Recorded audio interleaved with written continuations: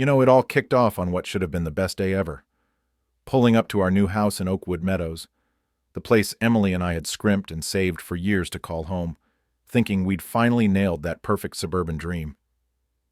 But right away, something felt off, like the whole street was a cookie-cutter clone, every lawn mowed to the exact same height, every mailbox gleaming identically. And there she was, standing like a sentinel on her pristine grass.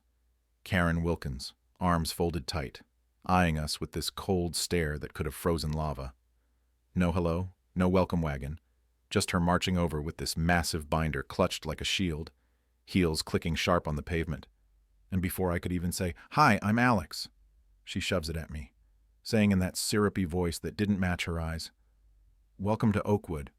I'm Karen, HOA president, and this is your rule book. Read it cover to cover before you unpack a single box, or else."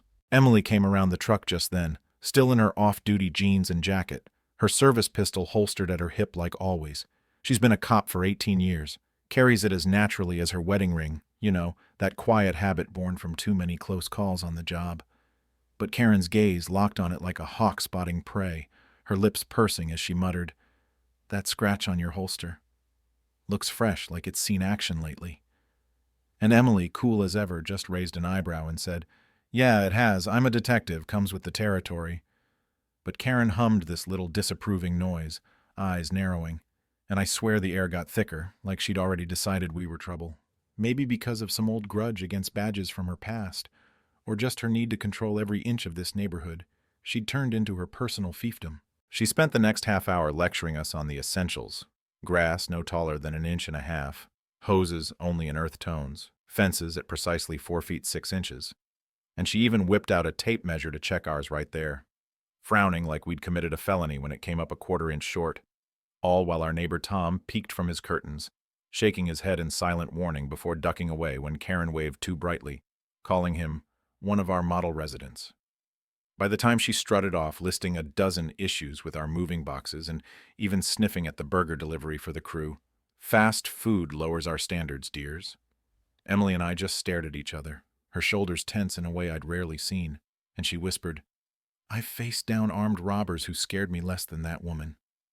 But deep down, I felt this knot forming, wondering if our dream home was actually a nightmare in disguise.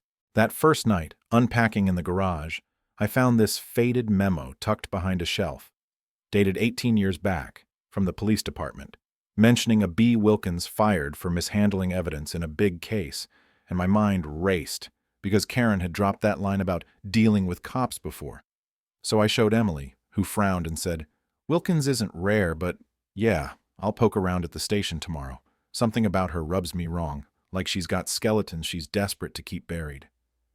We tried to laugh it off, but sleep didn't come easy, that feeling lingering that we'd stumbled into more than just picky neighbor drama.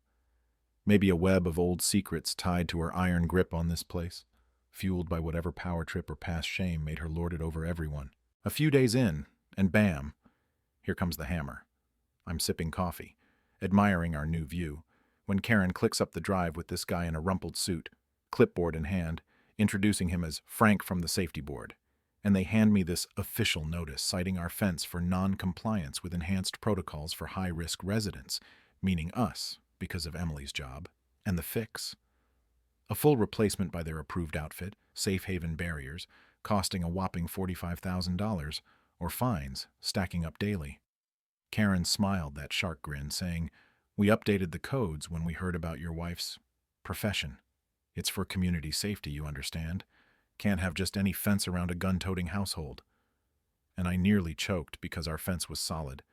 But she pushed this brochure like it was gospel, insisting any other contractor would drag through approvals for months. Tom whispered over the hedge later, "Just cough it up. She bankrupted the Millers last year fighting her. They had to move." But I wasn't backing down, so I dug online. And jackpot.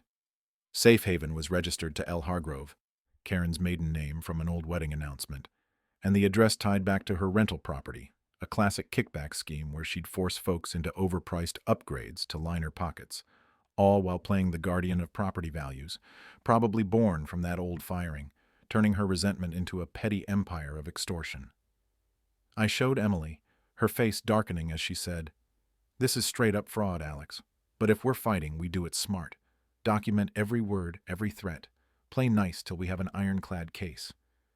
And there was this fire in her eyes, not just cop instinct, but something personal, like Karen represented every bully she'd ever put away. Things escalated fast. I'd been voice recording our chats for proof, and one clip caught Karen's hyena laugh in the background as she badmouthed us to another neighbor, but she must have overheard me replaying it, because next thing, she's blasting us in the community forum, then going live on her stream, tears faked perfectly, wailing, "I'm terrified. These new folks are stalking me, recording secretly, and his wife struts around with a gun like she's above us all. Is this intimidation or what?" And it blew up. Thousands watching, comments piling on about cop abuse and harassment, our names doxed, complaints flooding Emily's precinct until her boss called, suspending her pending review, and that hit her hard, tears slipping down as she whispered, 18 years spotless, and this vindictive witch might torch it all over her scam. But Karen slipped in her rant, bragging about handling badges who think they're special, like that mess 18 years ago. And we pounced. Neighbors like Tom shared hidden videos of her terrorizing families for years, forcing sales, draining savings, and one clip tied her to that old case, evidence vanishing in a wrongful conviction, her hubby suddenly flush with cash for investments, linked to then-prosecutor Mayor Harlan, who'd buried it to protect his climb. Emily's jaw set as she said, "This isn't just about us anymore. It's corruption rotting the whole city." And we confronted Karen at her door, me tagging along as she stepped back, pale, when Emily laid it out. Barbara Hargrove, evidence clerk who got canned for tampering in case 1723. Sound familiar? That innocent guy rotted in prison while your pockets got lined. And Karen hissed, "You can't prove squat. Powerful folks made sure it's dead and buried. I've ruined careers before, and yours is next." Her mask cracking, revealing the desperate manipulator underneath, driven by fear of exposure after years of wielding HOA power like a weapon to bury her guilt.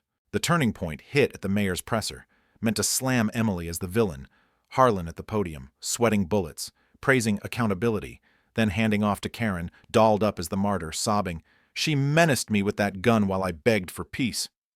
We need her badge gone." But our reporter buddy Dana jumped in, folder waving. "Care to explain the vanished evidence in Jamal Lewis's case, Karen? Your print's all over it. And Harlan, that $150,000 wire to her husband post-trial?" The room froze, flashes popping as Dana dropped bombs, affidavits, shell companies, Jamal's recent exoneration fueling a massive suit. And Emily strode in, badge gleaming despite suspension, announcing, "FBI's been watching this rot for months. Time's up for the cover-up crew." Chaos erupted, agents cuffing Harlan mid-escape, Karen live-streaming her denial, shrieking, "This is a setup! I'm the HOA queen! You can't touch me! I built this community!" As neighbors erupted, Tom yelling, "You bled us dry, you fraud!" And one by one, stories poured out, the dam breaking on 2 decades of fear. We torched the rulebook in a backyard bonfire that night, cheers echoing as pages curled to ash. The neighborhood reborn. Fences stayed put, doors painted wild colors, gardens blooming free. And months later, Karen's doing 12 years for tampering and fraud, Harlan 18. Jamal got $25 mil and started a justice fund. Emily not just cleared, but promoted, with new laws curbing HOA tyrants. But here's the twist that still nags me. Was Karen always a monster, or did that old firing twist her into one, pushing her to control everything to hide the shame? Makes you wonder if justice really heals, or just shifts the scars. What do you think? Ever dealt with a neighborhood bully like that, or seen corruption up close? Drop a comment below, share your wild HOA tales or thoughts on redemption versus revenge. Hit like if this hit home, subscribe for more real-life twists, and let's chat. Your story might be next.